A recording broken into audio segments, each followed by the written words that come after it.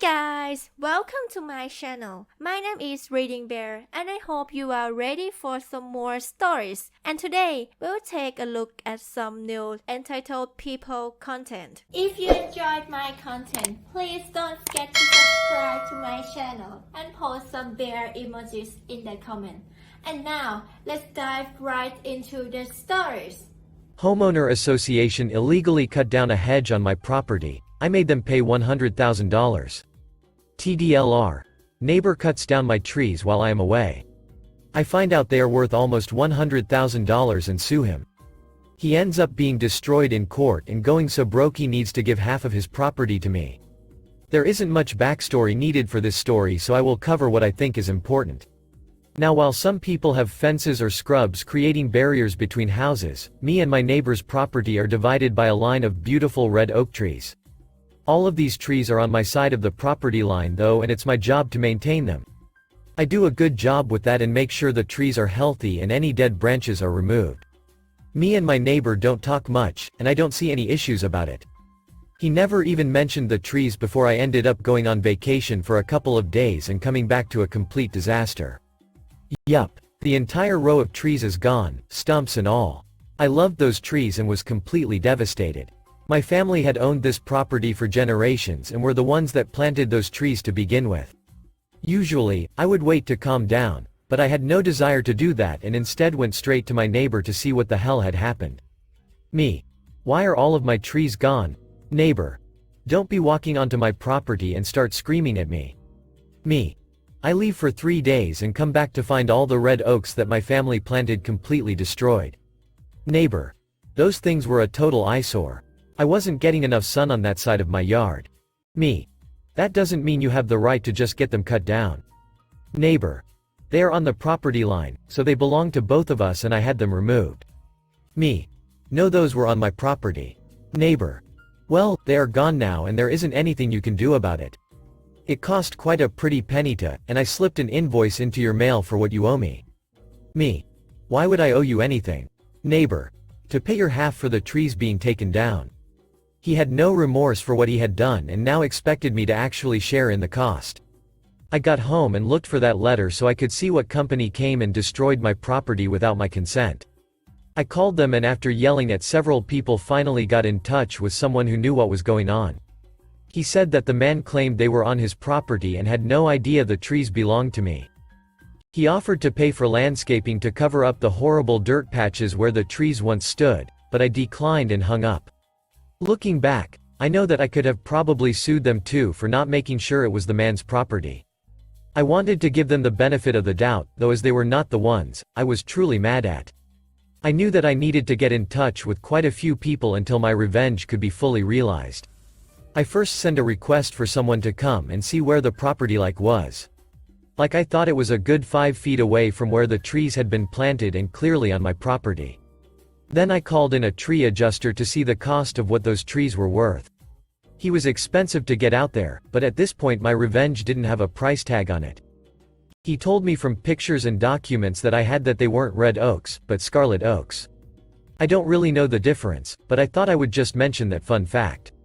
I thought that I would get a couple grand out of my neighbor so I could pay to have trees replanted. It turns out though that the specific trees I had were part of a rare breed of scarlet oaks. Taking their age into account, he said that the trees combined were worth roughly $80,000. To say I was shocked was an understatement and asked if he could put that in official writing. I explained the situation and he was more than willing to make an official document for me. Now that all the pieces were together, I started my revenge in the form of a giant lawsuit. I knew that he had no defense and that I was going to absolutely destroy him.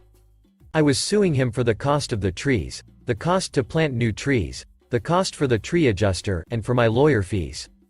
It would be going to be an absolute bloodbath and I couldn't wait. I showed up to court with all of my documents and presented my whole case in front of the judge. Then it was his turn to try and weasel his way out of it. Neighbor. They were made as the border between the two properties, so the actual property line doesn't matter. Judge. That property line is legally where the border is. It doesn't matter where the trees were planted. Neighbor. Your Honor, there is no way that those trees were worth $80,000. It's clear that he is making up numbers to try and sue me for more that it was worth. Judge. I see that the document in front of me is from a legitimate source. The court finds the $80,000 price valid. Is there anything in your defense that shows a reasonable cause for you to destroy your neighbor's property? Neighbor. They were a complete eyesore and kept all the sun out of my yard. Judge. I've heard quite enough. I am granting me $100,000 to cover all his costs. You're lucky that you aren't getting any jail or fines for trespassing. My neighbor was stunned when she dropped the figure on him because we both knew that he didn't have that kind of money.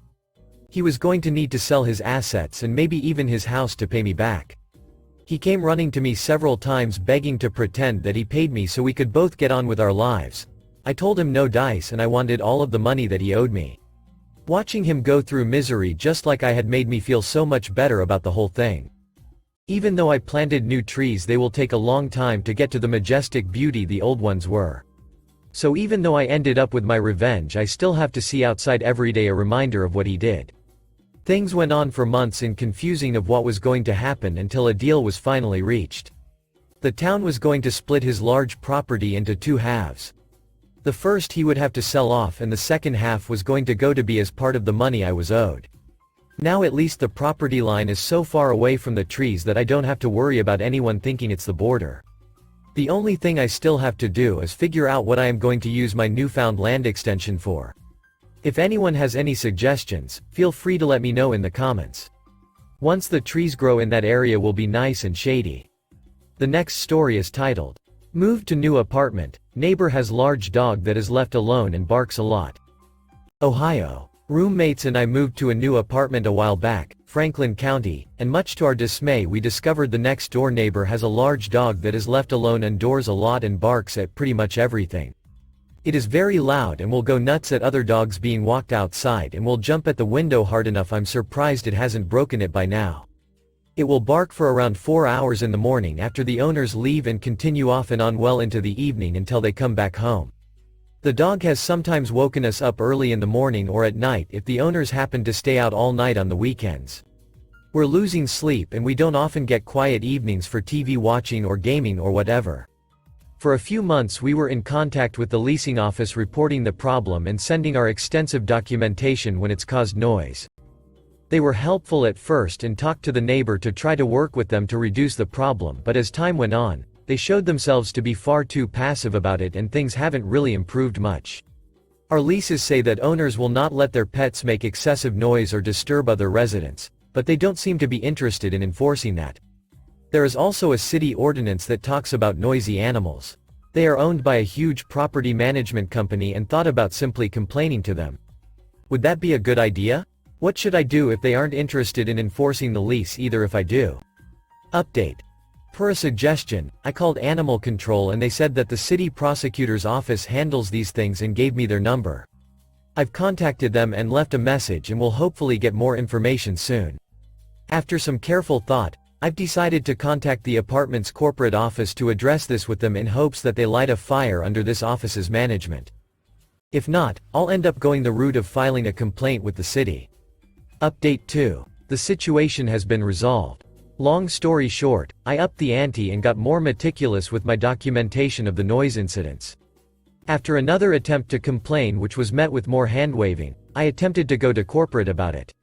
It turns out there is no corporate complaint process, and such things go straight to the apathetic manager who I was already dealing with. The manager wasn't happy, but they very quickly deferred to their attorney after learning of my plan to file a complaint with the city if this wasn't resolved. This quickly resulted in a notice to remedy being sent to the neighbor who, surprise, proceeded to ignore it. In the end, their failure to oblige the notice caused their lease renewal to get pulled and they were gone by mid-month without any further incident except their attempt to annoy us with loud music a few times. In case you're curious, there was considerable scratching damage to 2 windows that looked like sandpaper had been taken to them, a bent and scratched up window screen. All of the blinds looked like someone had taken a weed whacker to them, and all of the carpet had to be ripped out for unspecified reasons. Whether this was because of damage or standard operating procedure for someone with a pet I don't know. Any other damages inside are unknown, and maintenance couldn't say, but I have suspicions the ex-neighbor is not getting the deposit back and has to pay for some additional repairs.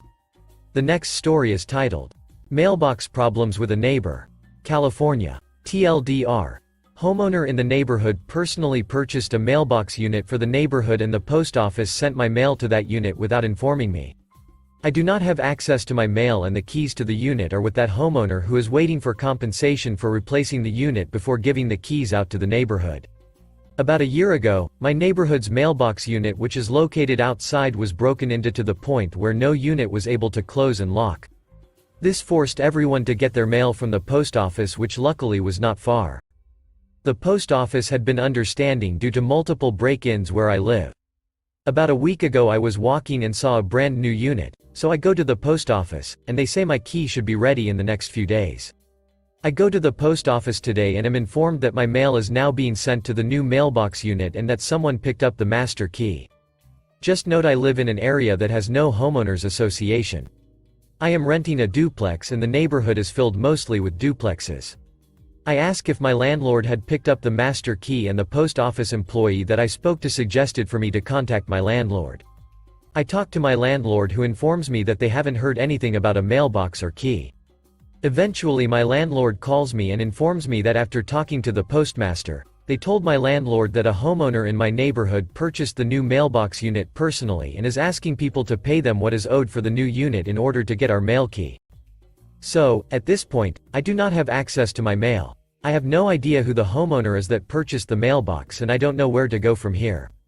I am planning on going to the post office when they open tomorrow to at least try to get the mail that's currently in the mailbox and hopefully have them keep my mail until this is all figured out.